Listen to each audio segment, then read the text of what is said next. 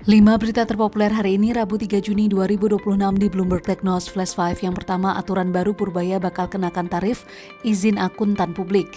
Pemerintah resmi menetapkan tarif baru untuk perizinan akuntan publik sesuai PMK nomor 33 tahun 2026.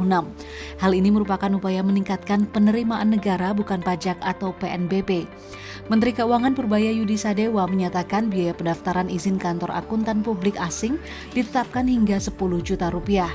Sementara untuk KAP domestik, tarif izin usaha berkisar 1,5 juta rupiah hingga 6 juta rupiah tergantung jumlah rekan. Pemerintah juga mengenakan biaya 2 juta rupiah untuk izin pembukaan cabang KAP. Kedua, Dimensional Fund buang saham bumi lawan arah BlackRock. Raksasa investasi asal Amerika Serikat Dimensional Fund Advisor telah melepas 177 juta saham emiten Bumi Resources sejak akhir 2025 hingga awal 2026. Aksi jual dilakukan saat harga saham Bumi mengalami tekanan.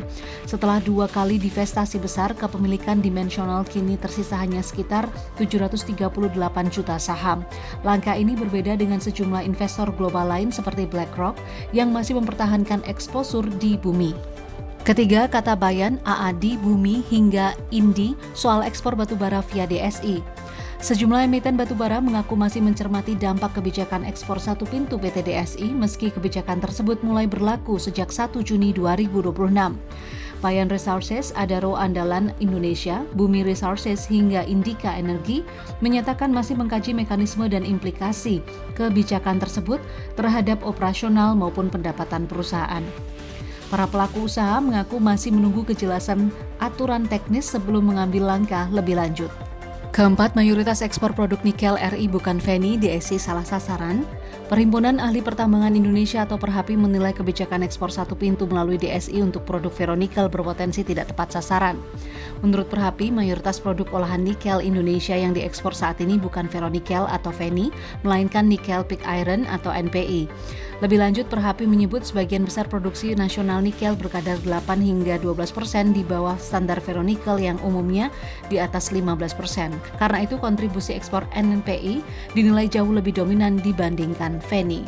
Kelima, Presiden Prabowo Subianto copot Kepala BGN Dadan Hindayana.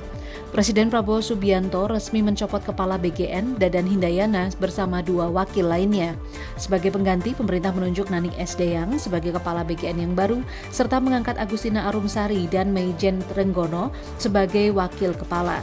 Menteri Sekretaris Negara Prasetyo Hadi menyebut pergantian dilakukan setelah evaluasi selama 1,5 tahun dengan tujuan memperbaiki tata kelola dan pelaksanaan program makan bergizi gratis. Itu dia 5 berita terpopuler pilihan Bloomberg Technos hari ini. Ikuti terus update selanjutnya di www.bloombergtechnos.com.